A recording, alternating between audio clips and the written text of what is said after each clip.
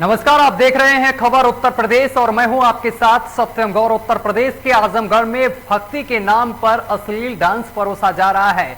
जियनपुर में होने वाली रामलीला में बाल बालाओं का अश्लील गाने पर डांस बहुत तेजी से सोशल मीडिया पर वायरल हो रहा है।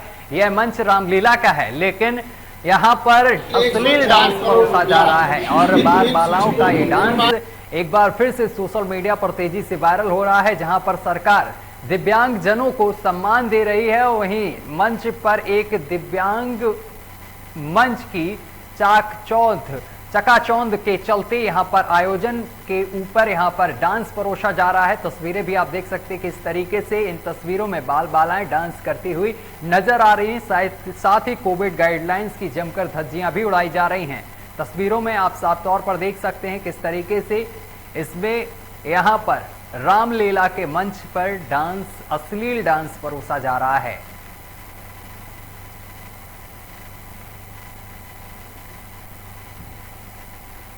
और यूपी के बलिया में समाजवादी शिक्षक सभा द्वारा प्रदेश भर में आयोजित किए जा रहे हैं और इसके तहत कार्यक्रम को शिक्षकों की भूमिका संवाद से समाधान की ओर यहां पर 19वें दिन जनपद बलिया में कार्यक्रम जिला अध्यक्ष राजमंगल यादव की अध्यक्षता में आयोजित किया गया है। इस मौके पर डॉक्टर सुरेश यादव प्रदेश उपाध्यक्ष शिक्षक सभा ने कहा है कि भाजपा सरकार में वित्तविहीन शिक्षकों का मानदेय रोका गया है, वहीं शिक्षा मित्रों की नौकरी छीन ली गई है।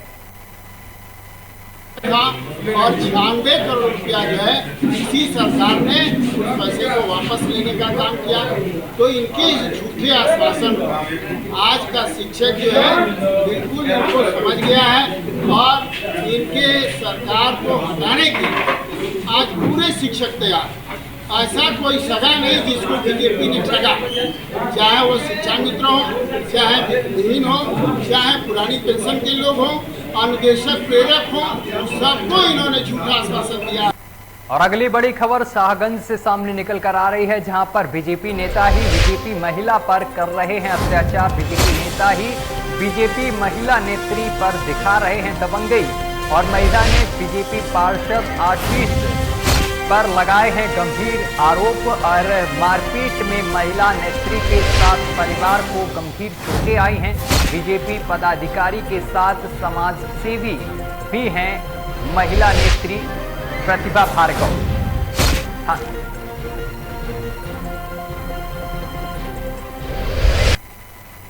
और उत्तर प्रदेश के बुलंदशहर में 2022 के विधानसभा चुनाव को लेकर सपा में यहां पर गर्माहट तेज हो गई है, जिसको लेकर बुलंदशहर के खोरजा नगर में समाजवादी पार्टी के कार्यकर्ताओं द्वारा सपा कार्यकर्ता परिचय सम्मेलन आयोजित किया गया है और सम्मेलन की अध्यक्षता बूथ ब्रिगेड के राष्ट्रीय सचिव शेरपाल सिंह तोमर ने की है और साथ ही संचालन नगर अध्यक्ष हाजी यासीन कुरैशी ने किया है। और सम्मेलन में वक्ताओं ने बूथ कमेटी को मजबूत रखने, संगठन को मजबूत करने पर जोर दिया है।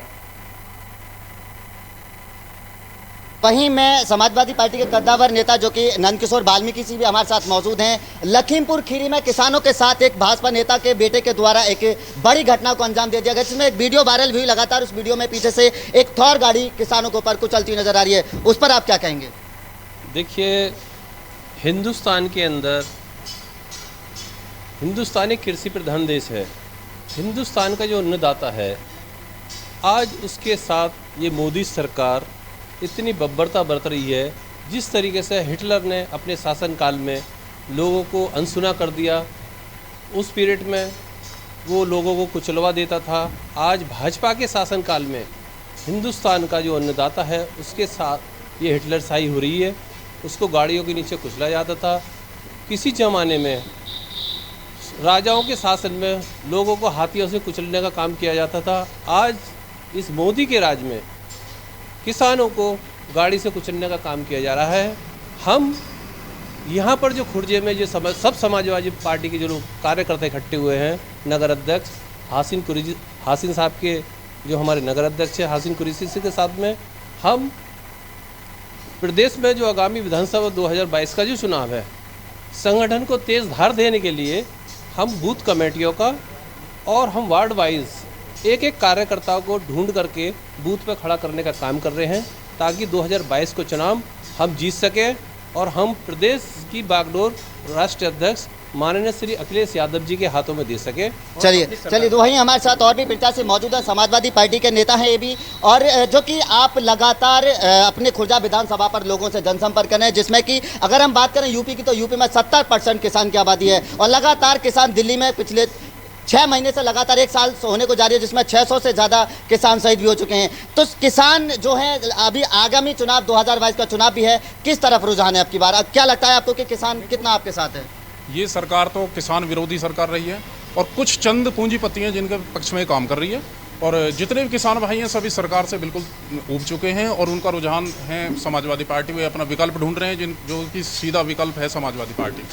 2022 के विधानसभा चुनाव को लेकर सभी पार्टियां मैदान में हैं। वहीं बात करें समाजवादी पार्टी की तो समाजवादी पार्टी भी पूरे एड़ी से लेकर चोटी तक के दमखम के साथ मैदान में है। बात करें पूरे उत्तर प्रदेश में हर जिले की तो जिले बाई जिले में समाजवादी पार्टी के कार्यकर्ताओं में हलचल मची हुई है, और जो कि आप पीछे देख सकते हैं कि खुर्जा समाजवादी पार्टी के कार्यकर्ता परिचय सम्मेलन की जगह जगह मीटिंग हो रही है। तस्वीरों में आप साफ देख सकते हैं कि ये काफिला है, एक समूह है समाजवादी पार्टी के सभी लोग यहाँ पर, जो कि कद्दावर लोग भी यहाँ मौजूद हैं, और जो कि खुर्जा विधानसभा पर प्रत्याशी जो कि अपने अपनी पर तैयारी कर रहे हैं वो भी यहाँ मौजूद हैं। इनसे हम जानेंगे कि जिस तरह से जगह जगह पर ये मीटिंग हो रही है, किस तरह की मजबूती समाजवादी पार्टी आपकी बार पार्टी में, और जो इनका घोषणा पत्र है, हालांकि हर पार्टी ने अपना घोषणा पत्र खोल दिया है, समाजवादी पार्टी का क्या घोषणा पत्र होगा, और जिसमें कि समाजवादी पार्टी के राष्ट्रीय अध्यक्ष सहित 350 प्लस सीटों के साथ में जीत का दावा भी कर रहे हैं। सारी जानकारी हम इनसे जुटाएंगे कि किस तरह की रणनीति समाजवादी पार्टी की है, और अब की बार जो कि समाजवादी पार्टी के इस कद्दावर नेता ये दावा कर रहे हैं कि 2022 में समाजवादी की सरकार बनेगी। जी यहाँ जो खुर्जा मीटिंग की है आपने, किस रणनीति के तहत की है, किस विषय को लेकर ये चर्चा चल रही है? दरअसल में जो नगर पंचायत आपका खुर्जा, क्योंकि बार बार यहाँ संगठन की मीटिंग कभी जिला स्तर पर हुई, कभी बाहर हुई, लेकिन परिचय सम्मेलन एक दूसरे का नहीं हो पाया, तो हमारे नगर अध्यक्ष जी के नेतृत्व में सभी नगर के जितने भी लोग हैं उनको कर्मठ कार्यकर्ताओं को यहाँ बुलाया गया। जितने भी संभावित प्रत्याशी की लाइन में हैं लोग उनको भी बुलाया गया, ताकि एक दूसरे का परिचय हो सके, जानकारी हो सके, और उस वजह से पार्टी को एक मजबूत बूथ तक ले जाने का काम किया जा सके, इसलिए आज ये परिचय सम्मेलन। और उत्तर प्रदेश के गौतम बुद्ध नगर में मासूम के साथ दुष्कर्म का मामला तूल पकड़ता जा रहा है। मामला शहर थाना क्षेत्र का बताया जा रहा है, जहां पर दलित महिला से आपको बताते चले कि मासूम दुष्कर्म घटना के मामले में पूर्व सीएम मायावती ने संज्ञान लिया है। इसके चलते पुलिस प्रशासन में हड़कंप मच गया है। जानकारी के अनुसार पूर्व सीएम मायावती ने ट्वीट कर दलित महिला के साथ हुई घटना को अति शर्मनाक बताया है, और साथ ही प्रदेश की योगी सरकार से आरोपियों की जल्द गिरफ्तारी की मांग की है। पीड़ित महिला की माने तो घटना से 4 लोग शामिल थे, और जिनमें से हथियार के बल पर घटना को अंजाम दिया गया था। घटना के 24 घंटे बाद भी आरोपी फरार रहे हैं। फिलहाल पुलिस आरोपियों की गिरफ्तारी के लिए छापेमार कार्रवाई कर रही है। और उत्तर प्रदेश के ग्रेटर नोएडा में अपराध अपनी चरम सीमा पर पहुंच गया है। मामला जेवर थाना क्षेत्र का बताया जा रहा है, जहां 4 लोगों ने एक महिला के साथ सामूहिक दुष्कर्म की घटना को अंजाम दिया है। आरोपी के चंगुल से छूटकर महिला अपने घर पहुंची है और परिजनों को आपबीती बताई है। इसके बाद पुलिस को सूचना दी गई है। वहीं महिला को गंभीर अवस्था में जिला अस्पताल रेफर कर दिया गया है। फिलहाल पुलिस ने 4 आरोपियों को गिरफ्तार कर मुकदमा दर्ज कर लिया है और आरोपियों की तलाश पुलिस कर रही है। जी, तो आज लगभग 9:30 से 10:30 बजे के बीच में सुबह की घटना बताई जा रही है परिवारजनों द्वारा, जो तहरीर मिली है उसके हिसाब से। तो ये बिल्कुल खुले खेतों की घटना है, और यहाँ पे अक्सर जो पीड़िता है वो घास काटने के लिए जाती थी, और जो अभियुक्त है वो भी बताया जा रहा है आसपास की दुकानों द्वारा कि वो अक्सर अपने जानवरों को वहाँ चराने आता था। दोनों एक ही गाँव के हैं और पीड़िता उन्हें अच्छी तरह से पहचानती हैं। जो युवक है जिसने अभियुक्त जिसने घटना की है वो लगभग 28 से 30 वर्षों का है और गांजा पीने का भी काफ़ी आदी है, जो गांव से सूचना मिली है।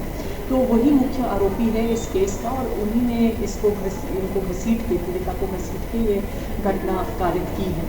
और अन्य जो अभियुक्त हैं उनके संबंध में ना तो पीड़िता ने अभी कोई पहचान की है और ना कोई जानकारी आई है। तो बाकियों के बारे में जो भी स्थिति है वो मुख्य अभियुक्त की गिरफ्तारी के बाद ही पूरी तरह से स्पष्ट होगी। जी तो और उत्तर प्रदेश के जालौन में प्रेम प्रसंग के चलते मौत का मामला सामने निकल कर आया है। घटना माधोगढ़ के एक गांव की बताई जा रही है, जहां पर एक सजातीय के प्रेमी युगल घर से भाग गए थे और इसकी भनक प्रेमी युगल के परिजनों को हुई तो उन्होंने खोजने का प्रयास किया, जिसकी जानकारी जब प्रेमियों को यहां पर लगी तो उसने जहर खा लिया, जिसकी आपको बताते चले कि अस्पताल में इलाज के दौरान मौत हो गई है। वहीं पिता की तहरीर पर प्रेमी व उसके पिता को हिरासत में ले लिया गया है। फिलहाल पुलिस आरोपियों से पूछताछ करने में जुटी हुई है। सर जी परसों उठा ले गया लड़की को, मैंने पुलिस को तहरीर दी और कल मैंने दिन भर खोजा, तो रात भर खोजा।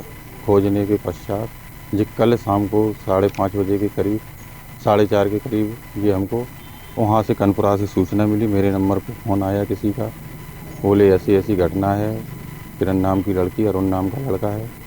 तो मैंने कहा हाँ ये लड़की मेरी है। तब मैंने पुलिस को सूचना दी और मैं पुलिस सहित वहाँ पहुँचा, दोनों को पाया। तो वो तड़पती हुई बहुत बेचैन थी, उसको माधोगढ़ अस्पताल ले आया गया और अस्पताल के दौरान ही उसने उपचार के दौरान दम तोड़ दिया। क्या हो गया था, क्या करा? अब वो पता नहीं क्या तोड़ा, क्या उसने किया उसके साथ क्या नहीं किया। 1 हफ्ते पहले और उसने उठा लिया था, लड़की को ले गया था, तो वो 12-14 घंटे उसने रखा, हम लोगों ने खोजबीन की। और अगली खबर जौनपुर से सामने निकल कर आ रही है, जहां पर जमीनी विवाद को लेकर 2 पक्षों में खूनी संघर्ष हो गया है। मारपीट में एक की मौत हो गई है, वहीं 2 लोग घायल बताए जा रहे हैं। घायलों को जिला अस्पताल में भर्ती कराया गया है।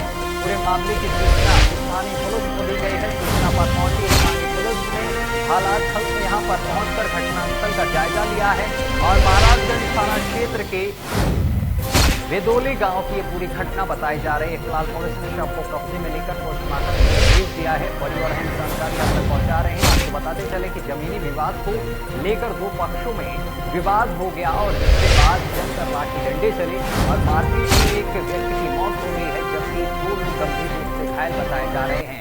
वहीं स्थानीय पुलिस पूरे मामले की जांच पड़ताल में जुटी है।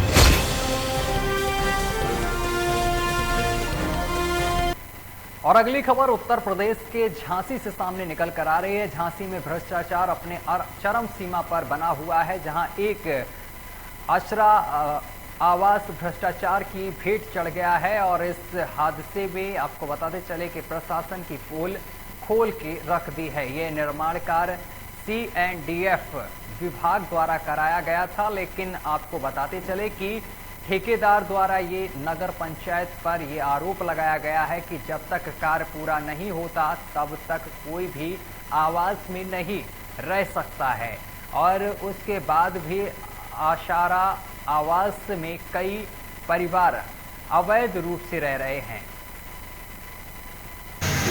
मैं सर वहीं था अपने घर पे, मेरा मकान वहीं कॉलोनी के सामने है। तो उधर से चीख पुकार की आवाज़ आई तो मैं दौड़ के फ़ौरन उधर पहुंचा। उधर देखा तो उधर ये हादसा था। ये ठेकेदारों की लापरवाही से ये छज्जा गिरा है, उसमें एक भी सरिया नहीं लगा है सर, इसलिए।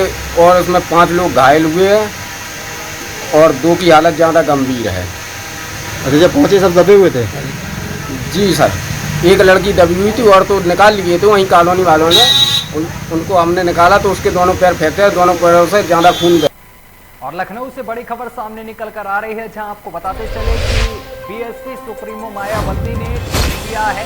नोएडा में दलित महिला से गैंगरेप की घटना पर मायावती ने संज्ञान लिया है और उन्होंने ट्वीट किया है। ट्वीट कर आरोपियों की जल्द गिरफ्तारी की बात कही है और उन्होंने योगी आदित्यनाथ से यहां पर अपील की है कि आरोपियों की जल्द गिरफ्तारी की जाए। गैंगरेप की घटना अति दुखद व अति शर्मनाक बताया है और सरकार जल्द आरोपियों पर कार्रवाई करे। तो मायावती ने अपील की है, ट्वीट किया है नोएडा में दलित युवती से हुई दुष्कर्म की घटना को लेकर मायावती ने संज्ञान लिया है। और अगली खबर महाराजगंज से सामने निकल कर आ रही है। आपको बताते चले कि महाराजगंज से अहम खबर सामने निकल कर आ रही है।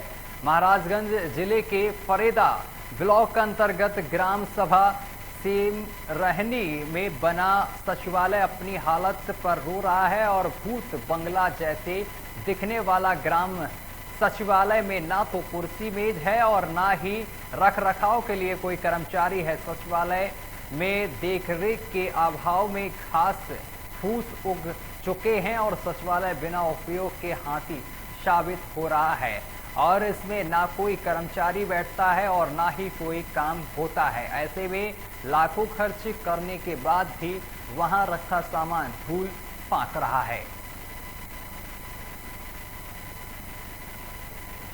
और उत्तर प्रदेश के मेरठ में किसान आंदोलन का असर देखने को मिल रहा है। मामला किठौर विधानसभा क्षेत्र का बताया जा रहा है, जहां पर भाजपा विधायक सत्यवीर त्यागी का किसानों ने जमकर विरोध किया है।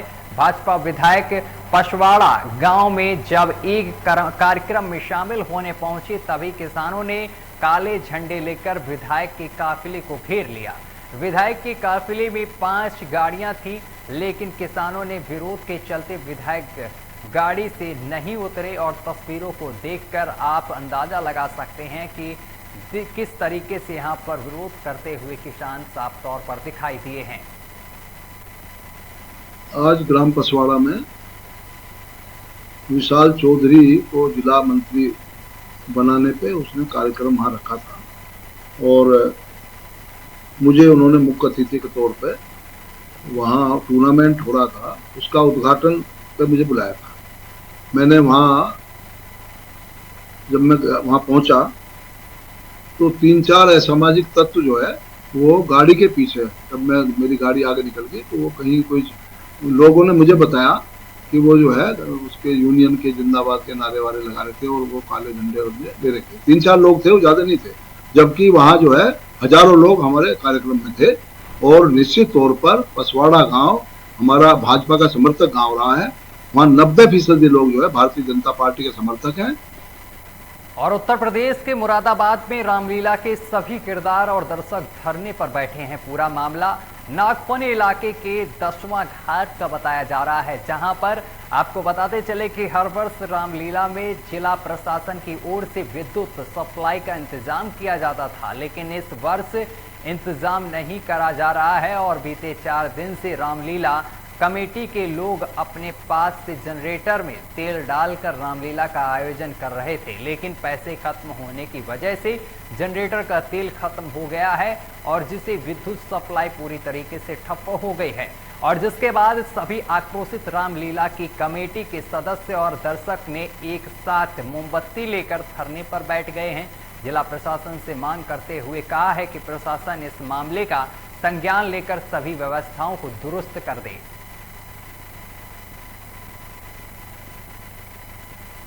और अगली खबर मुजफ्फरनगर से सामने निकल कर आ रही है, जहां आपको बताते चले कि राष्ट्रीय लोकदल की आशीर्वाद पद जनसभा रैली की गई है और आरएलडी राष्ट्रीय अध्यक्ष जयंत चौधरी के आह्वान पर ये रैली की गई है। और 2022 की तैयारी में 17 जिलों से आशीर्वाद पत्र रैली निकाली गई है और 36 बिरादरी के लोग आशीर्वाद रैली में शामिल होंगे। बड़ी और अहम खबर आपको बता रहे हैं, ये रैली 17 जिलों में निकाली जाएगी और इस रैली में आपको बताते चले कि कई कास्ट के लोग भी हिस्सा लेंगे। बताया जा रहा है 36 बिरादरी के लोग इस आशीर्वाद रैली में हिस्सा लेंगे। 28 अक्टूबर तक 17 जिलों में आशीर्वाद पत्र रैली निकाली जाएगी। बुलाना के डीएवी इंटर कॉलेज में जनसभा रैली की गई है।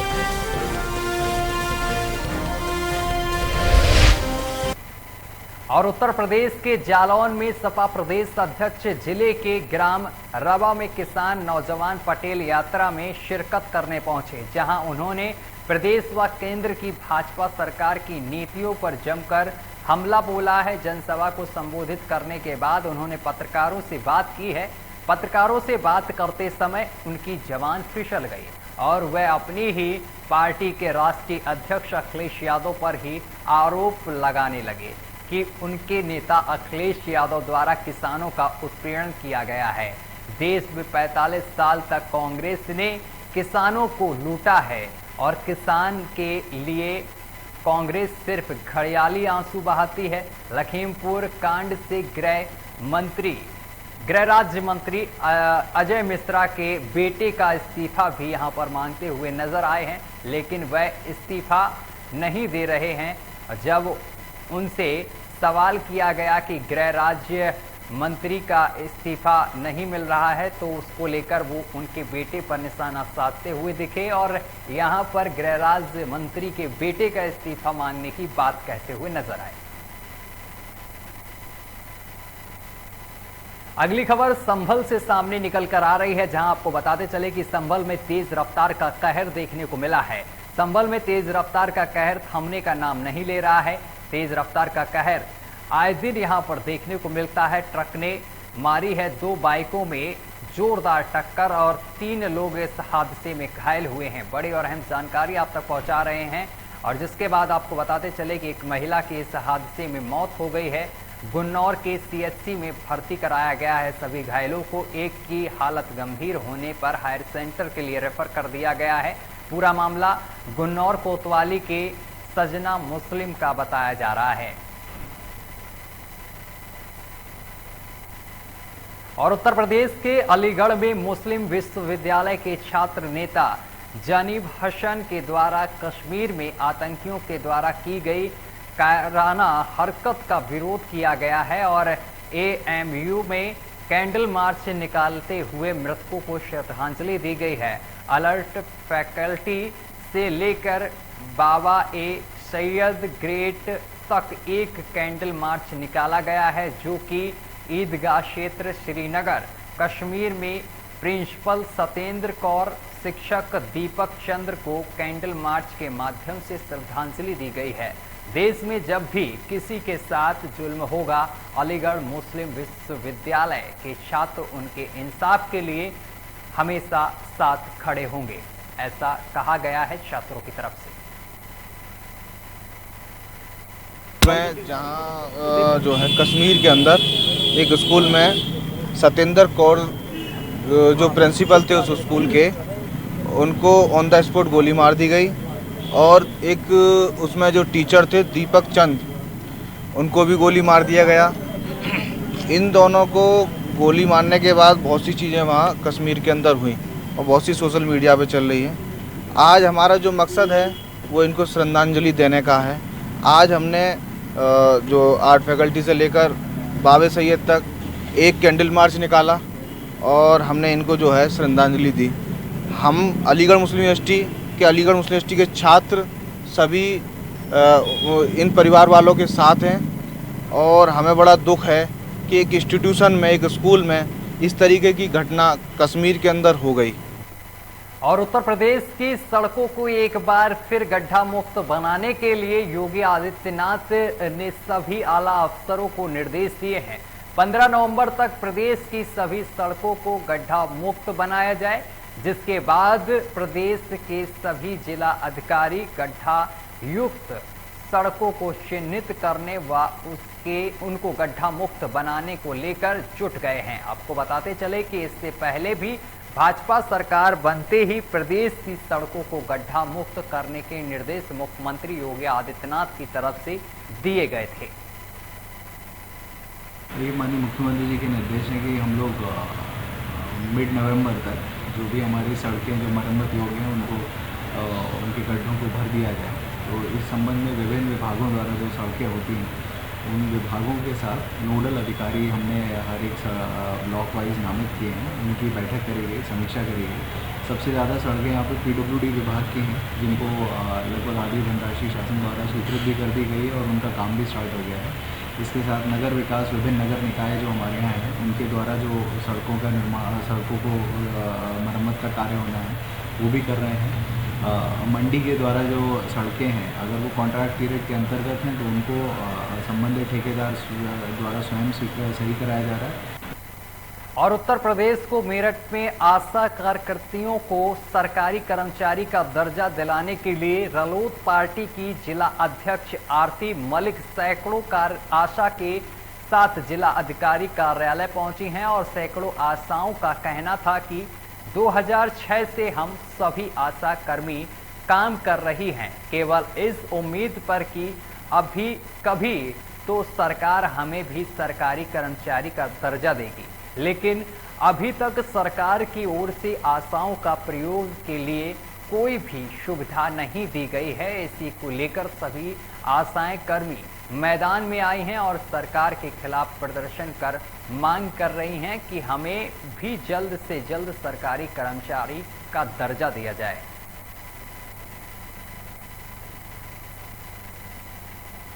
और अगली खबर जालौन से सामने निकल कर आ रही है। आपको बताते चले कि उत्तर प्रदेश में विधानसभा चुनाव 2022 को लेकर सभी पार्टियों ने अपनी तैयारी अभी से शुरू कर दी है।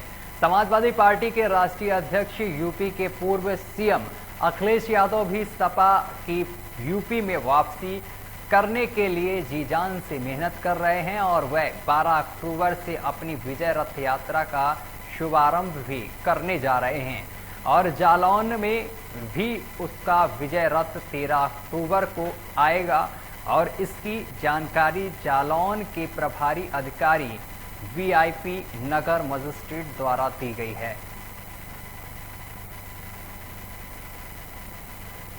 चलिए इसी के साथ खबर उत्तर प्रदेश में अभी के लिए बस इतना ही। देश दुनिया की तमाम खबरें देखने के लिए देखते रहिए आपका अपना चैनल लोकमंच न्यूज।